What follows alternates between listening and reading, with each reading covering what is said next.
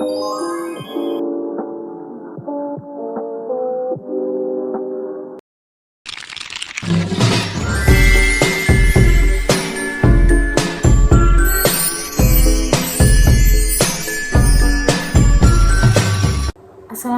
warahmatullahi wabarakatuh. Perkenalkan, nama saya Rizky Ayu Aprilia, NIM 3042402, Prodi Komunikasi dan Penyiaran Islam, Fakultas Usuluddin Adab dan Dakwah, kelas KPIA. Baik, di sini saya akan menjelaskan tentang filsafat abad modern 2, yaitu idealisme, materialisme, dan positivisme. Idealisme merupakan sebuah pemikiran filosofis yang telah memberikan pengaruh besar terhadap dunia pendidikan selama beberapa abad. Sebagai sebuah filsafat, idealisme kurang memberikan pengaruh secara langsung terhadap pendidikan pada abad ke-20 dibanding dengan masa-masa sebelumnya.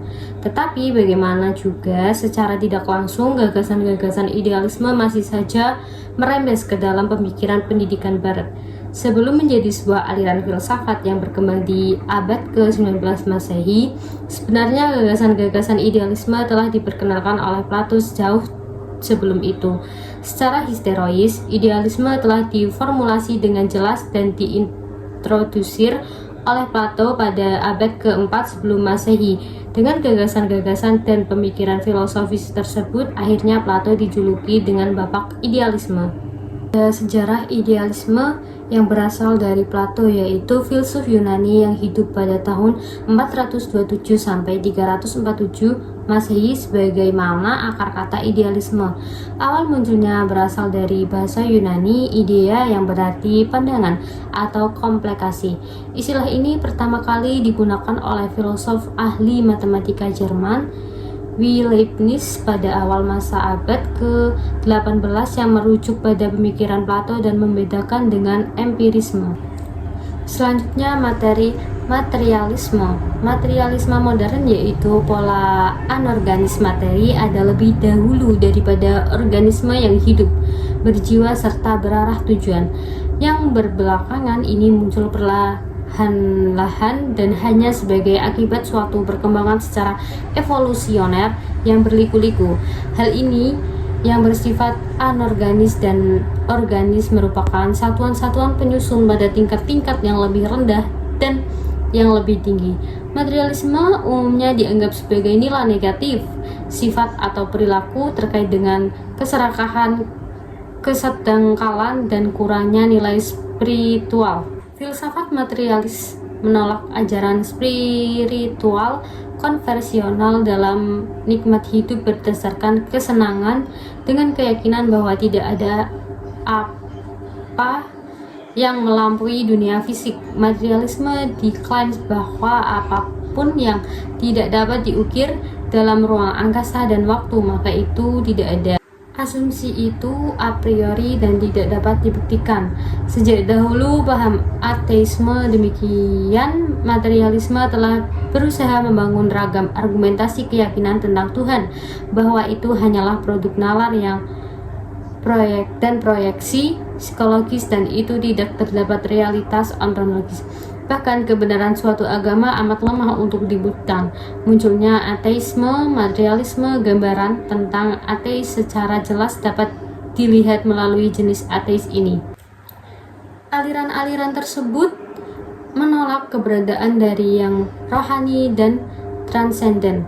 Para pemikir ateisme, materialisme telah berupaya dalam membangun sebuah argumentasi di mana keyakinan juga gagasan tentang Tuhan itu adalah sebatas produk nalar dari kinerja syaraf otak dan lompatan proyeksi psikologis yang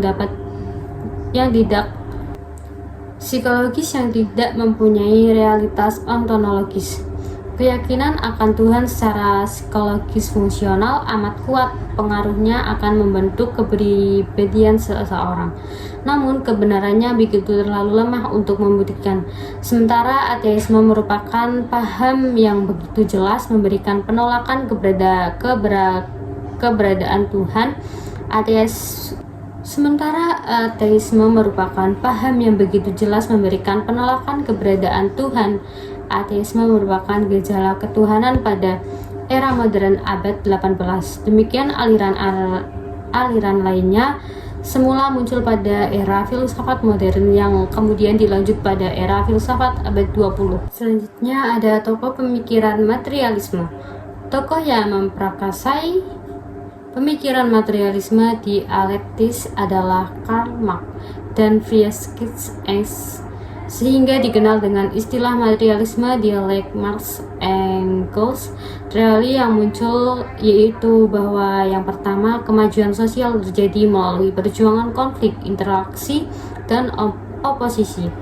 Yang kedua, perkembangan satu tingkat masyarakat lainnya tidak terjadi secara gradual tetapi dengan lompatan-lompatan yang tiba-tiba dan kadang bersifat katastrofik. Tipe proses pemikirannya berupaya mengamati semua barang sebagai suatu keseluruhan, menerima keniscayaan dari keseluruhan yang berkaitan timbal balik dan menerima katerelaksikan perjuangan, konflik, kontradiksi, perubahan, dan munculnya kebaruan dalam alam semesta. Konsep perjuangan sebagai dorongan yang sangat fundamental dan segala hal, yaitu untuk menjadi lain daripada yang ada sebelumnya, untuk menghindari rintangan dan untuk mengatasi bernada-nada lain. Tetapi juga ada konsep kesatuan di mana ada hubungan timbal balik segala sesuatu secara niscaya dan rasional dalam alam semesta yang ada sehingga kebenarannya sempurna tercapai. Lalu pokok ajaran yang melandasi materialisme ialah materi. Ialah pokok yang melukis proses perkembangan, yaitu evolusi. Materialisme modern menolak pengertian mengenai atom yang bersifat keras. Sebagai penggantinya digunakan istilah lain seperti relasi, pola, dan tingkatan. Jika orang mempertanyakan apakah ada yang dimaksud dengan istilah materi, jawabannya mungkin berupa pengertian-pengertian kelestarian, sebab, akibat, dan keadaan sebagai benda mati suatu kerangka ruang dan waktu. Selanjutnya, materi positisme yaitu merubah pola pikir manusia pada abad itu, terutama di Barat. Barat menjadi berkembang dan maju di abad 19 karena menggunakan formula yang ditawarkan oleh Auguste Comte. Bagaimana dengan dunia timur Islam yang kebanyakan pemikirannya masih dipengaruhi oleh dunia teologi dan metafisik? Apakah bisa positisme yang ditawarkan oleh Comte bisa dijalankan dalam dunia Islam? Positisme di era modern yaitu yang pertama, ajaran filsafat positisme memuat nilai-nilai dasar yang diambil dari tradisi ilmu alam, yang menempatkan fenomena yang dikaji sebagai objek yang dapat dikontrol dengan generalisasi sehingga gejala ke depan bisa diramaikan, yang mana positisme menganggap ilmu-ilmu alam adalah satu-satunya ilmu pengetahuan yang secara universal adalah valid.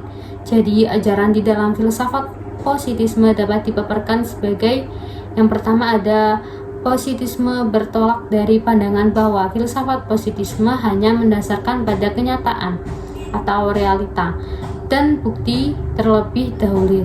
Yang kedua, positisme tidak akan bersifat metafisik dan tidak menjelaskan tentang esensi. Yang ketiga, positisme tidak lagi menjelaskan gejala-gejala alam seperti abstrak. Gejala alam diterangkan berbasis hubungan sebab akibat, dan dari itu kemudian didapatkan dalil-dalil atau hukum-hukum yang tidak tergantung ruang dan waktu. Terus ada positisme menempatkan fenomena yang dikaji sebagai objek yang dapat digeneralisasi sehingga ke depan dapat diramalkan. Lalu positisme meyakini bahwa suatu realitas atau gejala dapat direduksi menjadi unsur-unsur yang saling berkaitan membentuk sistem yang dapat diamati.